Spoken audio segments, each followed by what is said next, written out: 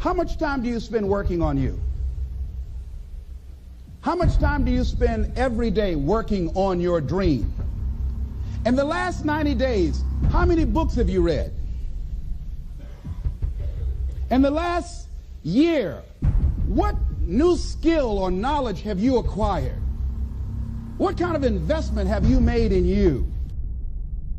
Keep your agreements. Keep your agreements that you make. And establish a network of people who will also do that.